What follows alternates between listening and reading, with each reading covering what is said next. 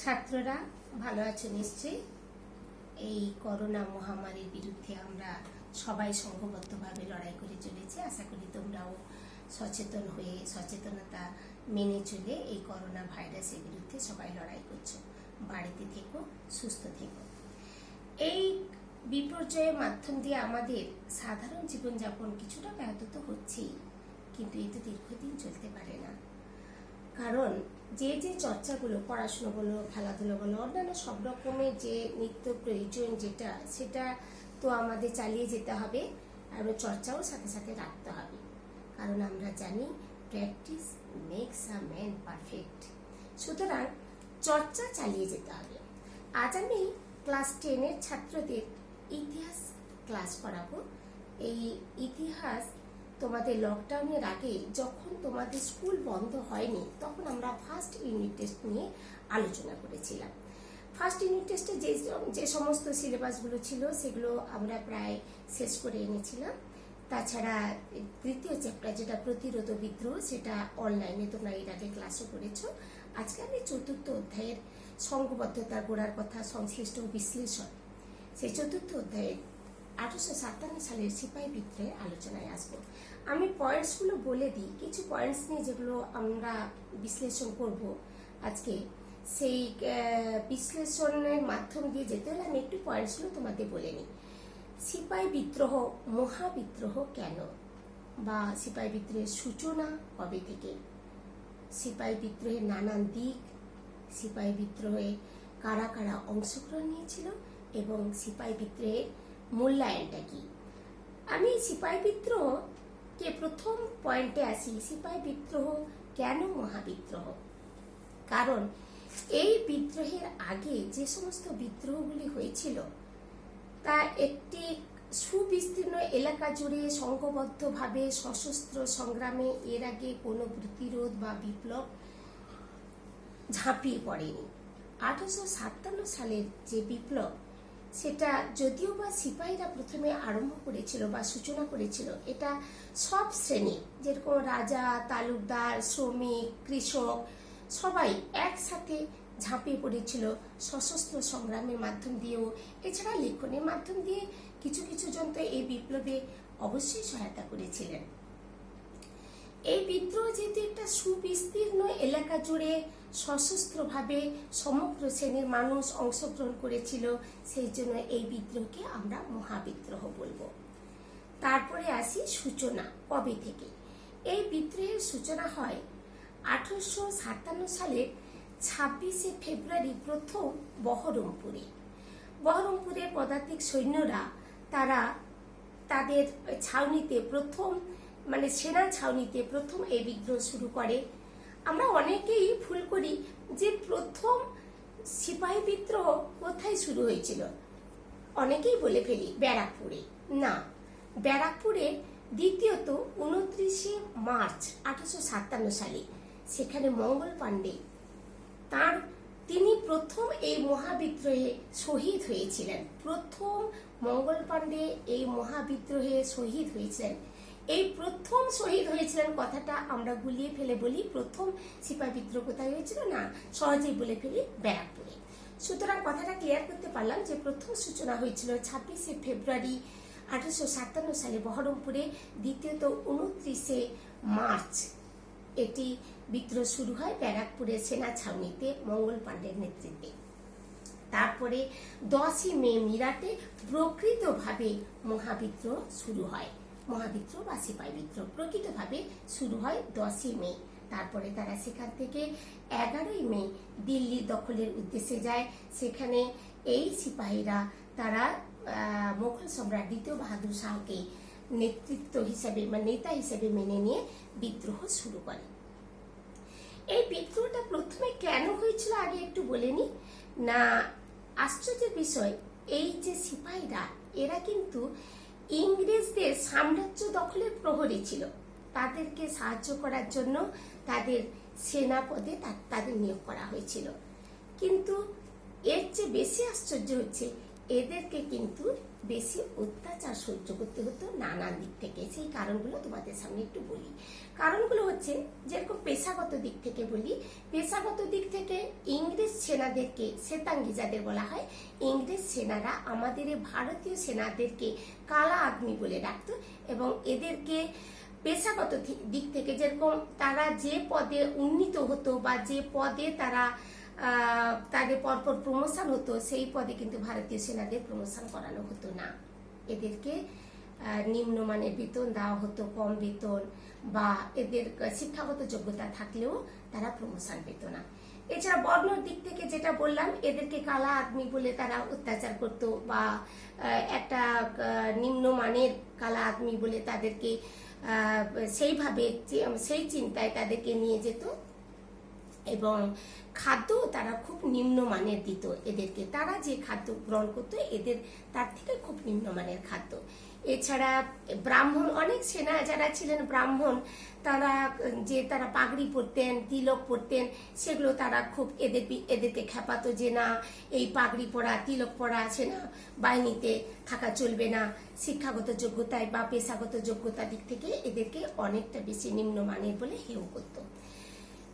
এই বেতন কম, তাদেরকে বর্ণের দিক থেকে অত্যাচার করা, তাদেরকে যোগ্যতা থাকা সত্ত্বেও সঠিক পদে নিয়োগ না করা, বা আমাদের ভারতবাসীদের আরেকটি ধর্মীয় কারণে একটি যে কুসংস্কার ছিল, তারা দূরে কালাপানি পার হয়ে যুদ্ধ করতে যাওয়া এদের নাকি ভারতবাসীর মনে একটি ধর্মের কোথাও আঘাত হতো, জেনেও কিন্তু এদেরকে দূরে কালাপানি পার হয়ে যুদ্ধ করতে যেতে হতো। এই সমস্ত ক্ষোভগুলো তাদের মনে সঞ্চার হতে লাগলো। এই ক্ষোভের মধ্যে যে আগুন জ্বলছিল, তার মধ্যে একটি বিস্ফোরণের সূচনা করে, যেটিকে আমরা প্রত্যক্ষ কারণ বলবো। সেটা হচ্ছে এনফিল্ড রাইফেলের টোটা। এনফিল্ড রাইফেলের টোটা, সেটির আস্তরণটি নরম করার জন্য, খুব তাড়াতাড়ি যুদ্ধের সময়ে যেটা দাঁতে তাড়াতাড়ি কেটে বন্দুকে ঢুকাতে হবে বলে, সেই আস্তরণটি নরম রাখার জন্য গরু আর শূকরের চর্বি মিশ্রিত আস্তরণ দেওয়া ছিল বলে এই ইংরেজ সেনাদের একজন এই সেনাদেরকে বলে দেয়। সুতরাং এটা তো অবশ্যই বুঝতে পারছো যে ভারতীয় মনে যে ধর্মীয় কুসংস্কারের মধ্যে আঘাত হানে মুসলিম এবং আমাদের এই বাঙালি বা হিন্দু সেনারা যারা নিয়োগ হয়েছিল, তারা মনে করলো যে এই গরু আর শূকরের চর্বি দিয়ে মিশ্রিত যে আস্তরণ আমরা দাঁতে কাটছি, এতে আমাদের ধর্মের আঘাত লাগছে। এইটিকে তারা প্রত্যক্ষ কারণ বলে তারা সশস্ত্র বিপ্লবে ঝাঁপিয়ে পড়ে। সুতরাং সব দিক থেকে যখন তারা নিজেদেরকে অনেক বেশি অত্যাচারিত মনে করে এবং তাদের ধর্মে আঘাত হানা হচ্ছে বলে মনে করে, তারা বহরমপুরের সেনা ছাউনিতে প্রথম বিদ্রোহ করে দিকে দিকে যে যে জায়গায় সিপাহীরা ছিল তাদের মধ্যে ছড়িয়ে দেয় এই বিদ্রোহটা। সুতরাং আমরা বুঝতে পারলাম এটা গেল সূচনা। এরপরে আসবো সিপাহী বিদ্রোহের নানান দিক। সিপাহী বিদ্রোহের নানান দিকের মধ্যে আমি বলি, সিপাহী বিদ্রোহের গণ বিদ্রোহ কিনা সেটা অনেক লেখক বা অনেক ঐতিহাসিকরা মনে করেছেন। আবার অনেক ঐতিহাসিকরা মনে করেন যে এই সিপাহী বিদ্রোহকে কেবলমাত্র সিপাহী বিদ্রোহ বলবো না, এই সিপাহী বিদ্রোহ একটি ছিল স্বাধীনতা সংগ্রামীদের মধ্যে ছড়িয়ে দেওয়া প্রথম স্বাধীনতা যুদ্ধ। আবার অনেকে বলেছেন এটা সামন্ততান্ত্রিক বা প্রতিক্রিয়াশীলদের বিদ্রোহ। গণবিদ্রোহ কেন বলা হয়েছে না, বিভিন্ন শ্রেণীর মধ্যে, বিভিন্ন জাতির বিভিন্ন শ্রেণীর মধ্যে এই যুদ্ধে সবাই যোগদান করেছিল। এই যুদ্ধে যদিও বা বাংলাদেশ, চট্টগ্রাম, ঢাকা এগুলোতে বিদ্রোহটা ছড়িয়ে পড়লেও অনেকটা নিষ্প্রভ ছিল, কিন্তু তেমনি আজমগড়, বুন্দেল, ঝান্সি, অযোধ্যাকে দুর্জয় ঘাঁটি বলা হতো সিপাহী বিদ্রোহে। সুতরাং এই জায়গায় সিপাহী বিদ্রোহ, মিরাট, মুর্শিদাবাদ, বহরমপুর, যত জায়গায় প্রায় এই যে বললাম একটু আগে যে সুবিস্তীর্ণ এলাকা জুড়ে ছড়িয়ে পড়েছিল এই বিদ্রোহ সকলের মধ্যে, সকল শ্রেণীর মধ্যে, যেরকম কৃষক, তালুকদার, জমিদার, অন্যান্য উপজাতি, ভাট্টি, এদের মধ্যেও এই বিদ্রোহ ছড়িয়ে পড়েছিল এবং এরা অংশগ্রহণ করেছিল বলে এটিকে গণবিদ্রোহ বলা হবে। কিন্তু আবার কিছু কিছু ঐতিহাসিকরা বলেছেন, যেমন স্যার সৈয়দ আহমেদ, দুর্গাদাস, রজনী পাম দত্ত এরা বলেছেন এই বিদ্রোহ নিছকই ছিল সিপাহী বিদ্রোহ, কারণ সিপাহী ছাড়া নাকি অন্যরা কেউ তাদের স্বার্থ নিয়ে এই বিদ্রোহে সংঘাত হানেনি। সুতরাং এরা সবাই মিলে একযোগে বলেছিলেন এই বিদ্রোহটি কেবলমাত্র সিপাহীদের বিদ্রোহ। আবার স্বাধীনতা সংগ্রামী দামোদর বিনায়ক সাভারকার তিনি বলেছেন এই বিদ্রোহটি কেবলমাত্র ছিল স্বাধীনতা সংগ্রাম, প্রথম স্বাধীনতা সংগ্রাম। কিন্তু এই এই মতামতটি আবার অনেক ঐতিহাসিক খণ্ডন করে বলেছেন এটা না ছিল প্রথম জাতীয় সংগ্রাম, না ছিল প্রথম স্বাধীনতা সংগ্রাম, এই সংগ্রাম শুধুমাত্র ছিল সিপাহীদের। কারণ এর আগে অনেক সংগ্রাম যেগুলো জাতীয়তাবাদের নাম নিয়েছে, কিন্তু ঠিক সেইভাবে জাতীয়তাবাদের নাম নিয়ে এই বিদ্রোহ হয়নি, শুধুমাত্র সিপাহীরা তাদের স্বার্থের আঘাত এনেছে বলে এই বিদ্রোহটি ঘটিয়েছিল বলে এই বিদ্রোহের নাম সিপাহী বিদ্রোহ। আরেকটি দিক বলেছিলাম তোমাদের, এই বিদ্রোহ সামন্ততান্ত্রিক কিনা। হ্যাঁ, কিছুদিন আগে এই বিদ্রোহের আগে যে সামন্ততান্ত্রিক বলতে আমরা বলবো তালুকদার, কৃষক, জমিদার যারা তাদের জমি হারিয়েছে বলে ইংরেজদের বিরুদ্ধে একটি ক্ষোভ প্রকাশ তাদের ছিল, তারা এই যুদ্ধে তাই প্রতিক্রিয়াশীল বা এই বিদ্রোহে তারা প্রতিক্রিয়াশীল বা সামন্ততান্ত্রিক বিদ্রোহটাকে আরো একটু জোরদার করে তোলে। কার্ল মার্কস তো বলেই ছিলেন যে এটি হচ্ছে একটি জাতীয়তাবাদী সংগ্রাম। আবার এই জাতীয়তাবাদী সংগ্রাম হলেও রজনী পাম দত্ত কার্ল মার্কসের চিন্তায় যিনি উদ্বুদ্ধ, তিনি বলেছেন যে জাতীয়তা সংগ্রাম তো বটেই, সামন্ততান্ত্রিকরা তাদের জমি হারিয়েছে বলে এবং যে তালুকদার কৃষক তাদের সম্পত্তি হারানোর খুবই প্রতিক্রিয়াশীল বিদ্রোহীরা এই বিদ্রোহে যোগদান করেছিল বলে এটিকে প্রতিক্রিয়াশীল বিদ্রোহ বলা হবে। কিন্তু শুধুমাত্র সামন্ততান্ত্রিক বিদ্রোহ, শুধুমাত্র গণবিদ্রোহ বা শুধুমাত্র স্বাধীনতা সংগ্রামী বা শুধুমাত্র কৃষকদের বিদ্রোহ বা সিপাহীদের বিদ্রোহ বললে চলবে না। এই বিদ্রোহ কিন্তু কিছু শ্রেণী এতে যোগদান করলেও আমরা প্রথমে আসবো শিক্ষিত বাঙালিরা প্রথমের দিক থেকে এই বিদ্রোহের দিক থেকে মুখটা ফিরিয়ে রেখেছিলেন। কারণ তারা ভেবেছিলেন যে এই বিদ্রোহ যে শেষ হয়ে যাওয়ার পরে আমরা আবার কি মোগল সম্রাট বা মধ্যযুগীয় যে সম্রাট মোগল সাম্রাজ্যের যুগে ফিরে যাব, তাহলে ইংরেজরা তো আমাদের সেইভাবে আর যে যতটা ভারতবর্ষের উন্নতির দিক দেখিয়েছেন সেইভাবে ঝাঁপিয়ে আসবেন না। কিংবা এই যে সিপাহীরা যতটা বেশি অত্যাচারে চতুর্দিকে যে দাঙ্গা চালাচ্ছে, এই দাঙ্গার ক্ষোভে পড়ে তাহলে ভারতবর্ষের উন্নতিও ব্যাহত হবে বা এই বর্বরতাও থেমে থাকবে না, চলতে থাকবে, তাতে ভারতবাসী সুফল হবে না। এই ভেবে শিক্ষিত বাঙালিরা প্রথমের দিক থেকে নানান পত্র পত্রিকায় সেই সময় লেখালেখি করছিলেন। সংবাদ প্রভাকর ঈশ্বরচন্দ্র গুপ্তের সেই সময় এই পত্রিকায় লিখছিলেন রজনী পাম দত্ত, রমেশচন্দ্র মজুমদার, তারা অনেকেই বলেছেন যে এই বিদ্রোহ সিপাহীদের বিদ্রোহের পক্ষে আমরা নেই। ইংরেজদের এমনকি অনেক জমিদাররাও কিন্তু সেই সময় ইংরেজদেরকে সাহায্য করেছেন সিপাহী বিরোধীর বিরুদ্ধে। সুতরাং এই বিদ্রোহ শুধুমাত্র গণবিদ্রোহ হলেও এতে সিপাহীদের ভূমিকা বেশি ছিল বলে অনেক ঐতিহাসিকরা মনে করেছেন। আমি আসবো এবারে এই বিদ্রোহে নারীর ভূমিকা। আমরা এই বিদ্রোহে নারীর ভূমিকায় প্রথম নামটা আমাদের মনে কোনটা আসবে? ঝাঁসি রানী লক্ষ্মীবাই, বেগম হজরত মহল যিনি অযোধ্যার ছিলেন। তিনি ঝাঁসি রানী লক্ষ্মীবাই বুন্দেল মধ্য ভারতে এই বিদ্রোহটাকে চালিয়ে গেছিলেন এবং কোনো এক ঐতিহাসিক তাকে এই বিদ্রোহের প্রধান নেত্রী বলে মনে করেছেন।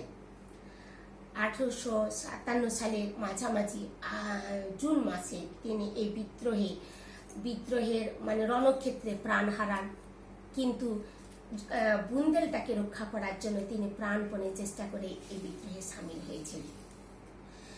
এছাড়াও কিন্তু মুসলমান এবং হিন্দুরা মিলে এই বিদ্রোহে খ্রিস্টান বিরোধী হয়ে বিদ্রোহটাকে চালিয়ে গেছিল। সুতরাং এই বিদ্রোহে বলা যেতে পারে যে মুসলমান ও হিন্দুরা ঐক্যবদ্ধভাবে খ্রিস্টান বিরোধী হয়ে বিদ্রোহ চালিয়ে গেছিল। আমরা মোটামুটি একটা দিক আলোচনা করেছি, তবে শেষের দিকে এসে বলি এই বিদ্রোহের মূল্যায়নটা কি। তাই বিদ্রোহ বেশি দিন চলতে পারেনি ইংরেজদের অত্যাচারে বা ইংরেজদের অনেকটা বেশি সুদূর প্রসারী যে সমস্ত রণকৌশলগুলো জানা বা সাজ সরঞ্জাম, যুদ্ধের সাজ সরঞ্জাম তাদের ছিল, এই বিদ্রোহটাকে বেশি দিন তারা এগিয়ে নিয়ে যেতে চায়নি। তবুও বলবো এই বিদ্রোহটা তখন যখন এই বিদ্রোহ চলছিল সেই মুহূর্তে কিন্তু এখানে ইস্ট ইন্ডিয়া কোম্পানি, ভারতবর্ষে ইস্ট ইন্ডিয়া কোম্পানির শাসন চলছিল। যখন কুইন ভিক্টোরিয়া তিনি বুঝতে পারলেন যে এই বিদ্রোহে কিন্তু বিপুল ক্ষতি হচ্ছে ভারতবর্ষে ইংরেজদের শাসন চালানোর ক্ষেত্রে, সেই মুহূর্তে তিনি ভারতীয়দের আনুগত্য লাভের আশায় 1858 সালে আগস্টে তিনি ভারত সচিবের মাধ্যম দিয়ে এলাহাবাদের একটি অনুষ্ঠানে জানান যে এই বিদ্রোহটাকে বন্ধ করে দিয়ে ইস্ট ইন্ডিয়া কোম্পানির হাত থেকে শাসনভারটা নিজের কাঁধে নিয়ে নেবেন এবং সরাসরিভাবে কুইন ভিক্টোরিয়া এই শাসন চালাবেন। এবং সেটা আনুষ্ঠানিকভাবে এই শাসনভারটা নিয়ে নিয়েছিলেন 1 নভেম্বর থেকে। 1858 সালে কুইন ভিক্টোরিয়ার শাসনভার চালানো শুরু হয়েছিল ইস্ট ইন্ডিয়া কোম্পানির শাসনভারটাকে বন্ধ করে দিয়ে। এবং আগে পর্যন্ত যে ভারতে গভর্নর জেনারেল বা বোর্ড অফ কন্ট্রোল এরা শাসনভার চালাতো, তখন থেকে চেঞ্জ হয়ে ভাইসরয় এই শাসনভার চালনা করবে বলে করা হলো। যে লর্ড ক্যানিং ছিলেন প্রথম মহাবিদ্রোহের সময়ে প্রথম ভারতীয় ভাইসরয়। সুতরাং 1858 সালে যখন কুইন ভিক্টোরিয়া ইস্ট ইন্ডিয়া কোম্পানির শাসনভারটাকে বন্ধ করে দিয়ে নিজে শাসনভার চালাবেন বলে কিছু নতুন নীতি ঘোষণা করেছিলেন, যেটিকে আমরা জনগণের ম্যাগনা কার্টা বলে বলবো। এই ঘোষণার মধ্যে তিনি জানিয়েছিলেন যে দত্তপুত্র নেওয়া বা সত্য বিলোপ নীতি, যেটা লর্ড ডালহৌসির ওয়েলেসলির অধীনতামূলক মিত্রতা বা দেশীয় রাজ্যগুলোকে গ্রাস করার জন্য যে সমস্ত নীতিগুলো চালু ছিল সেগুলো তিনি বন্ধ করবেন এবং ভারতীয়দের তাদের যোগ্যতা অনুযায়ী সেনাবাহিনীতে নিয়োগ করবেন এবং তাদের ধর্মে কোনো বাধা দেওয়া হবে না, এই সমস্ত নীতি প্রকাশ করে তিনি বা ঘোষণা করে তিনি এই ম্যাগনা কার্টা, যেটা বলছি জনগণের বা কুইন ভিক্টোরিয়ার মানে ঘোষণা 1858 সালের 1 নভেম্বর করেছিলেন। কিন্তু এই ঘোষণা শুধুমাত্র ঘোষণাই, এই ঘোষণা কেবলমাত্র এই শাসনভারের বহির আবরণটাকে চেঞ্জ করেছিল, কিন্তু আদপেই যে সাম্রাজ্যবাদী ইংরেজ সাম্রাজ্যবাদী বা ঔপনিবেশিক সাম্রাজ্যবাদীদের আসল চরিত্রের কিন্তু পরিবর্তন ঘটায়নি। এটা শুধুমাত্র ঘোষণাই ছিল।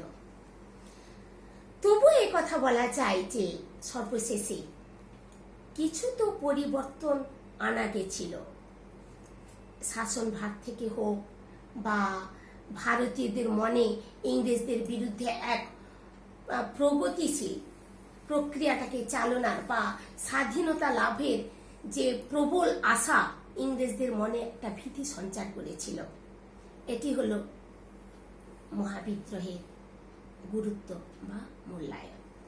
আজ আমি এই মহাবিদ্রোহটি আলোচনা করলাম তোমাদেরকে। এর পরবর্তী ক্লাসে আমি এই চ্যাপ্টারের বাকি অংশটুকু তোমাদের আলোচনা করব। ভালো থেকো।